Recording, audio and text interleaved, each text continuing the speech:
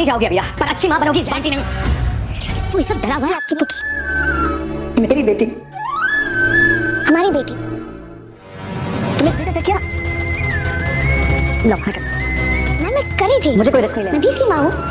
Drama serial ये रिश्ता क्या कहलाता है कि आने वाले एपिसोड होने वाले हैं और भी ज़्यादा बेहतरीन। आने वाले एपिसोड में आप लोग देखने वाले हैं कि अबीरा और अरमान की अनबन इन दोनों के रिश्ते में खटपट पैदा कर रही है। और जब पुकी का मसला आता है तो पुकी को अरमान बार बार चेक करता रहता है, कहता है ये मेरी बेटी है, मैं इसका ख्याल रखूँगा। और अबीरा को कहता है कि मैं कोई रिस्क नहीं लेना चाहता, क्या तुमने दूध का टेम्परेचर चेक किया? वो कहती है हाँ मैंने चेक किया, मैं चेक कर रही थी और वो मेरी भी बेटी है। अरमान इस चीज़ पे कान नहीं धरता, यानी उसकी बात तक नहीं सुनता।